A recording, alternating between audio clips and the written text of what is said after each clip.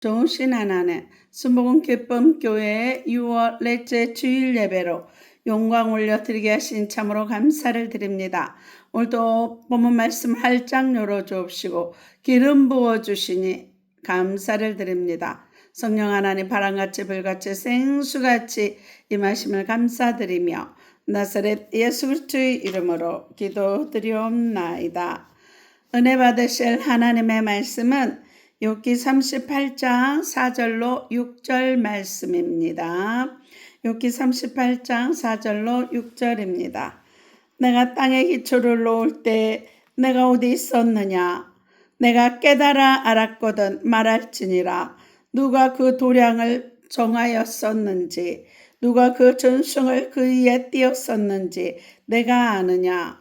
그 조초는 무엇 위에 세웠으며 그 모퉁이 돌은 누가 놓았었느냐? 선포기도 하겠습니다. 민수기 14장 28절 말씀에 내 귀에 들린 대로 행하신다 말씀하셨습니다. 하늘문이 열렸습니다. 회개의 문이 열렸습니다. 구원의 문이 열렸습니다. 말씀의 문이 열렸습니다. 찬송의 문이 열렸습니다. 기도의 문이 열렸습니다. 내 영안이 열렸습니다. 내 귀가 열렸습니다. 전도의 문이 열렸습니다. 선교의 문이 열렸습니다. 기쁨의 문이 열렸습니다. 감사의 문이 열렸습니다. 성령 충만 받았습니다. 성령 하나님 내 안에서 강하게 흘러나오시니 감사합니다. 예수께서 가라사대 내가 곧 길이요 진리요 생명이니 나로 말미암지 않고는 아버지께로 올 자가 없느니라. 소망의 하나님이 모든 기쁨과 평강을 믿음 안에서 너희에게 충만케 하사 성령의 능력으로 소망이 넘칩니다. 내게 능력 주시는 자 안에서 내가 모든 것을 할 수 있습니다. 너희는 마음에 근심하지 말라. 하나님을 믿으니 또 나를 믿으라. 주의 영에 계신 곳에는 자유함이 있느니라. 너희는 먼저 그의 나라와 그의 의를 구하라. 그리하면 이 모든 것을 너희에게 더하여 주시리라. 항상 기뻐하라. 쉬지 말고 기도하라. 범사에 감사하라. 이는 그리스도 예수 안에서 너희를 향하신 하나님의 뜻이니라. 주 예수를 믿으라. 그리하면 너와 내 집이 구원을 얻으리라. 아멘. 오늘 저와 여러분에게 주신 하나님의 말씀은 욥기 38장 4절로 6절 말씀으로 창조자 하나님을 만난 욥, 창조자 하나님을 만난 욥 이란 제목으로 하나님의 말씀을 선포하겠습니다. 이 말씀이 선포될 때 성령의 감동으로 창조주 하나님을 만나고 영광 올리는 복된 시간 되시기 바랍니다. 오늘 본문은 욥의 고통스러운 질문에 대해 하나님께서 창조의 설계자로서의 면모를 드러내시는 장면입니다. 인간의 짧은 지식으로 하나님의 오묘한 섭리를 다 판단할 수 없음을 깨닫게 하려는 창조주 하나님의 권위 있는 말씀입니다.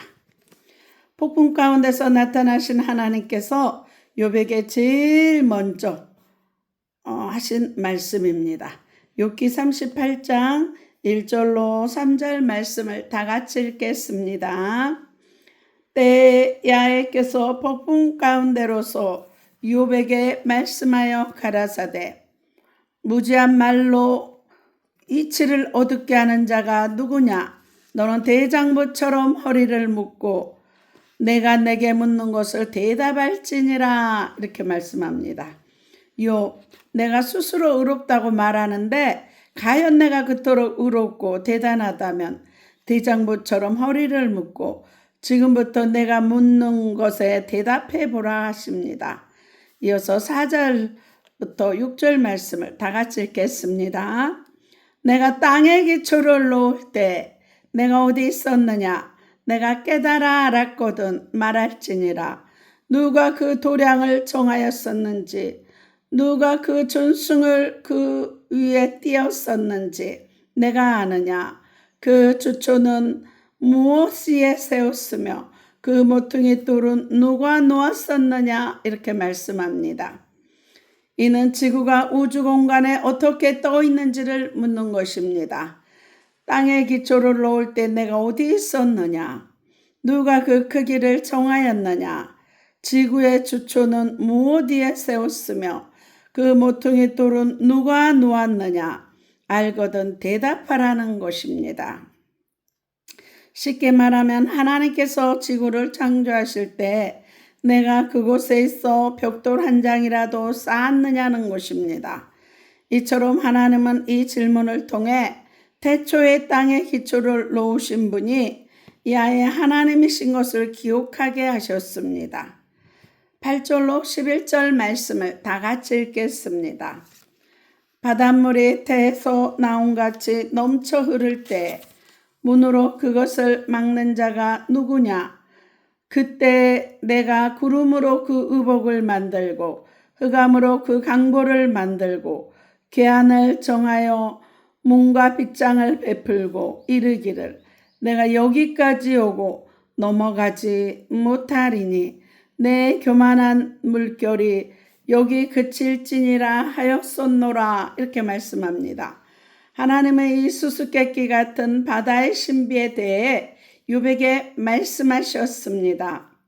바닷물이 태에서 나온 같이 넘쳐 흐를 때 문으로 그것을 막은 자가 누구냐? 나 야훼가 바다의 계안을 정하여 문과 빗장을 만들고 바닷물로 넘치지 못하도록 명하였노라 말씀합니다. 태풍이 불거나 장마철에 비가 조금만 와도 강물을 쉽게 범람합니다. 그러나 바닷물 어떻습니까? 전도서 1장 7절에 전도자의 솔로몬의 말처럼 모든 물이 바다에 흘러들어가는데도 지금까지 바닷물은 넘치지 않고 있습니다. 바다의 경계를 정하여 넘치지 못하도록 막는 것은 절대로 사람의 힘으로는 할 수 없습니다. 다시 말해 오직 야훼께서만 그 일을 하실 수 있다는 뜻입니다. 38장 12절로 13절 말씀을 다 같이 읽겠습니다. 내가 나던 날부터 아침을 명하였었느냐? 새벽으로 그 초소를 알게 하며 그곳으로 땅끝에 비치게 하고 악인을 그 가운데서 구축한 일이 있었느냐? 이는 무슨 뜻일까요? 하나님께서 천지 만물을 창조하실 때 넷째 날에 해, 달, 별을 만드시고 그곳으로 밤과 낮을 주관하게 하셨습니다. 즉 밤이 지나 새벽이 오고 새벽이 지나 아침이 오는 것 또한 하나님께서 세우신 자연의 질서에 따른 움직임이라는 것입니다. 22절로 23절 말씀을 다 같이 읽겠습니다. 내가 눈 곳간에 들어갔었느냐?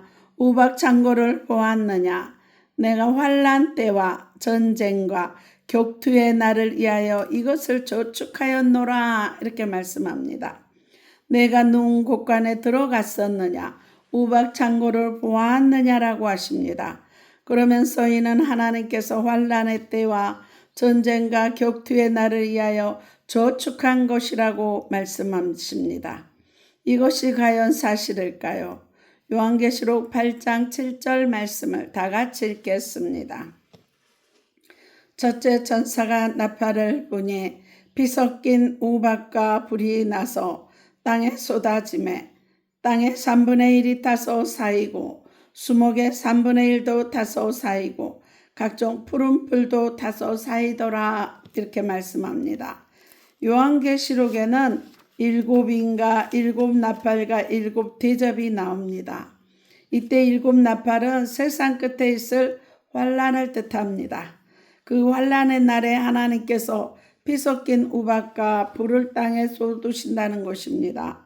이처럼 하나님은 눈과 우박을 환난의 때와 전쟁과 격투의 날을 위하여 저축해 두셨습니다. 여기서는 지금으로부터 약 4,000년 전인 족장시대에 기록된 말씀입니다.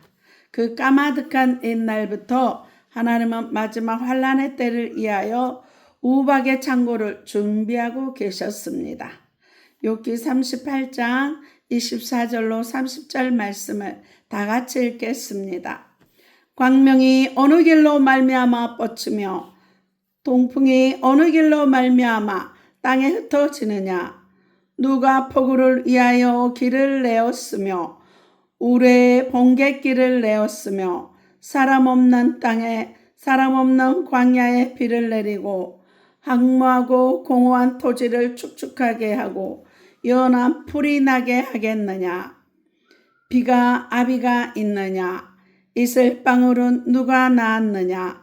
얼음은 네 태에서 났느냐. 공중의 서리는 누가 낳았느냐.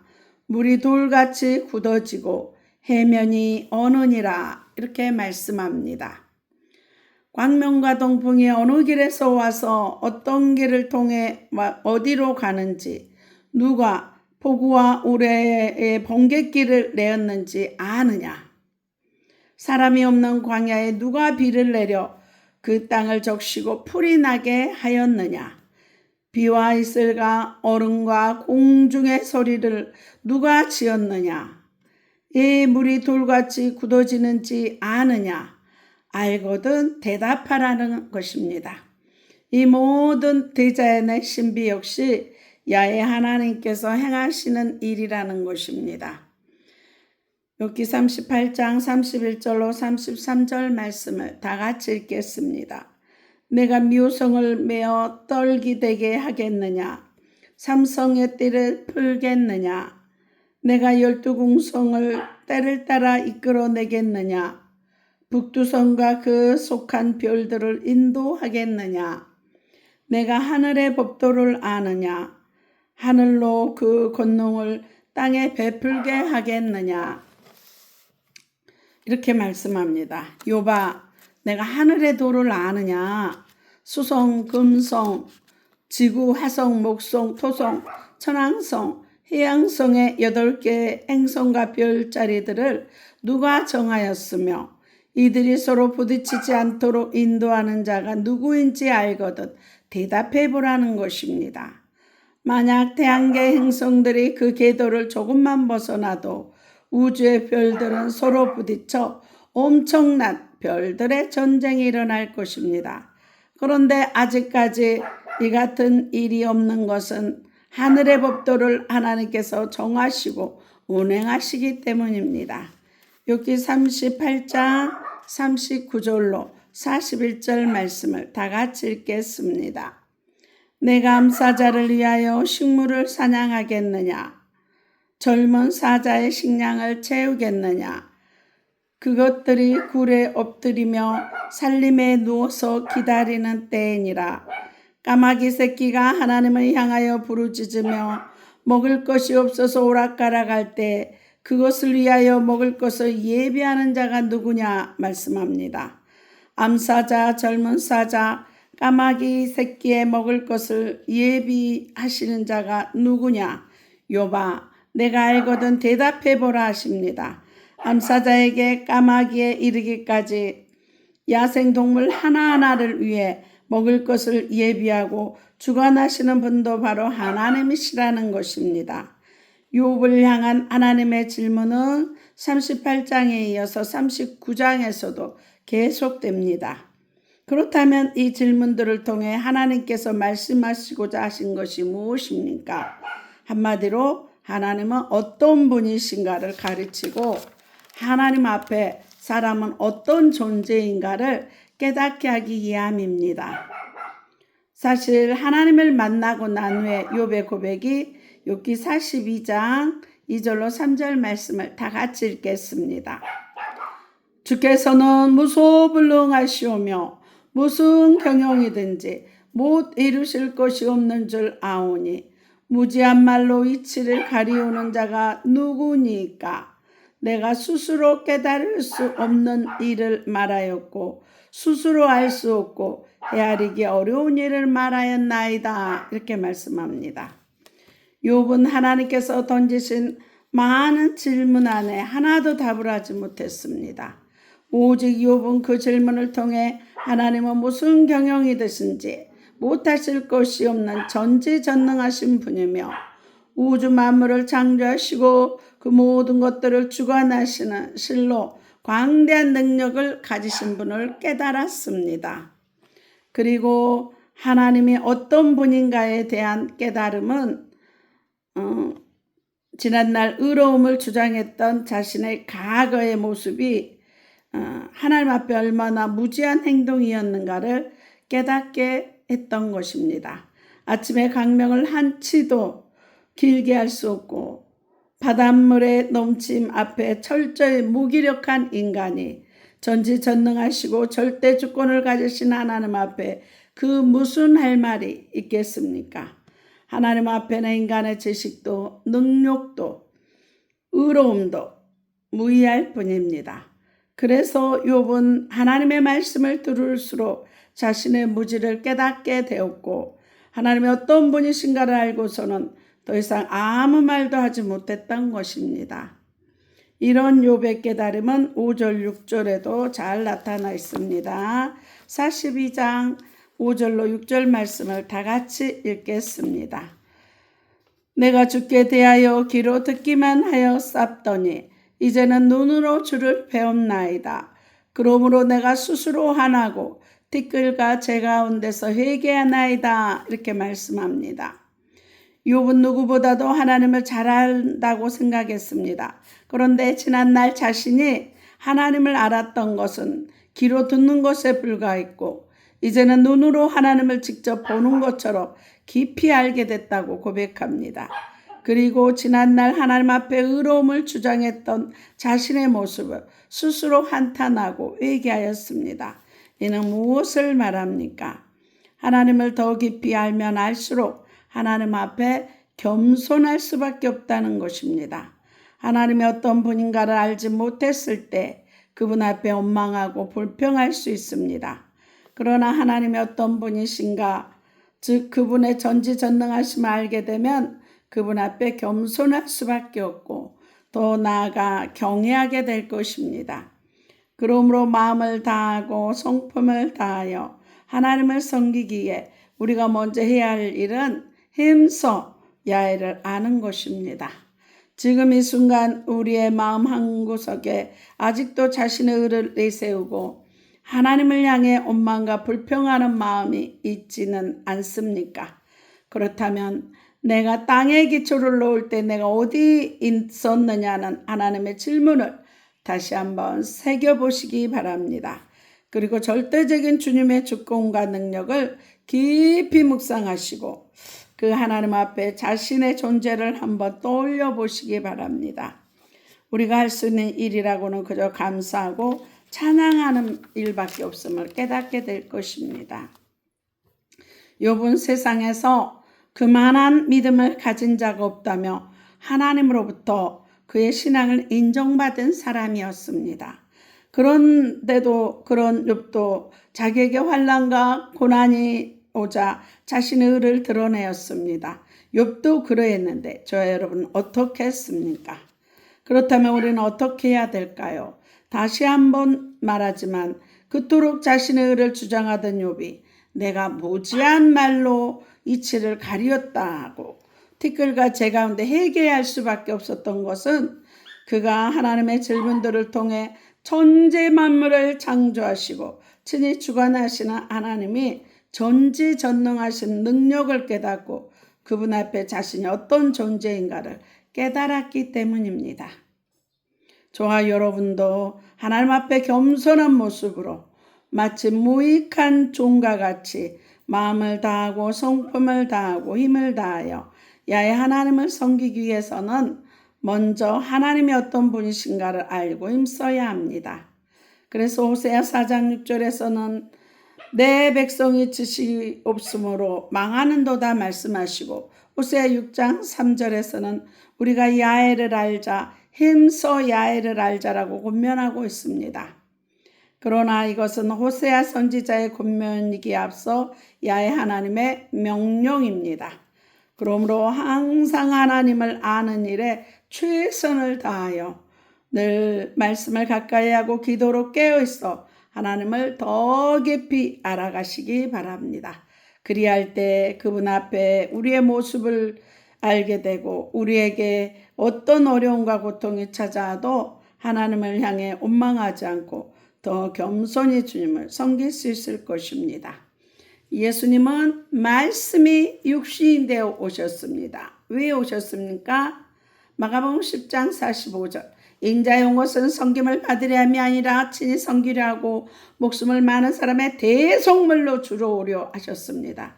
로마서 5장 8절 우리가 죄인 되었을 때 그리스도께서 십자가의 죽으심으로 하나님에 대한 우리의 사랑을 확증했다고 성경은 말씀하고 있습니다. 창세기부터 계시록까지 천국을 전해주기 위해서 오셨습니다. 우리에게 말씀을 통하여서 천국을 전해주기 위해서 오셨습니다. 또 예수님은 십자가 죽으러 오셨다고 그랬죠. 그래서 육신이 피 흘려 죽으심으로 말미암아 히브리서 9장 22절 피 흘림이 없이는 제사함이 없다 그랬어요. 예수님이 제삭은 사망이기 때문에 예수님이 대신 피 흘려 죽음으로 우리의 모든 재앙과 저주, 질병, 고통 모든 것을 갈라디아 3장 13, 14절 그리스도께서 우리의 재앙과 저주를 담당하시고 이는 우리에게 성령을 선물로 주시기 위해서 오셨습니다. 그래서 이 예수 그리스도 말씀을 통해서 우리는 예수 그리스도를 믿고 영접하고 하나님의 자녀되는 신분과 권세를 요한복음 1장 12절에서 받고 이 예수 그리스도를 늘 전해야 되는 것입니다. 그래서 성령 충만하면 사도행전 1장 8절 오직 성령이 너에게 임하면 너희가 권능을 받고 예루살렘과 온 유다 사마리아 땅끝까지 이르러 내 증인이 되리라 하셨습니다. 때를 얻든지 못 얻든지 늘 듣든지 안 듣든지 복음을 전해야 되는 것입니다. 전하지 않으면 핏값을 내 손에서 찾으신다고 에스겔서에서는 또한 말씀하고 있습니다. 그래서 천사도 사모하는 이 복음 전파의 사역을 내 안에 있는 천국을 늘 증거하는 저와 여러분들이 다 되시기 바랍니다. 예수님 십자가에서 나의 죄를 위해서 죽으시고 또 사흘 후에 부활하시고 승천하셔서 성령을 보내주셨습니다. 이 시간 예수 그리스도를 믿고 영접하면 하나님 자녀되는 권세를 주십니다. 영접 기도하겠습니다. 하나님, 저는 죄인입니다. 어디에서 와서 어디로 가는지 모르고 방황하며 살았습니다.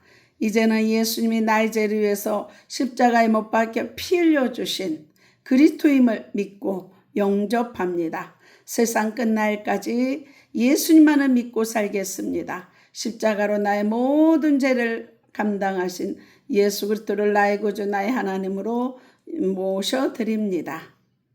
세상 끝날까지 함께 하심을 감사드리며 나사렛 예수 그리스도의 이름으로 기도드리옵나이다. 내 안에 있는 천국을 늘 증거하는 저 여러분들이 다 되시기 바랍니다. 아픈 곳에 손 얹으시기 바랍니다. 저가 채찍에 맞음으로 내가 나음을 입었다는 말씀 붙잡고 기도합니다. 의식, 무의식, 잠재의식, 태아 때부터 있는 악한 세력, 피 속에 살 속에 뼈 속에 악한 세력 나사렛 예수 피로 소멸케 하시니 감사합니다. 내 세포는 정상으로 회복되게 하시니 감사합니다. 눈이 녹내장, 백내장, 눈의 모든 시력이 정상으로 회복되게 하시니 감사합니다. 청력이 회복되며 영안의 눈과 귀가 활짝 열어주시니 감사합니다.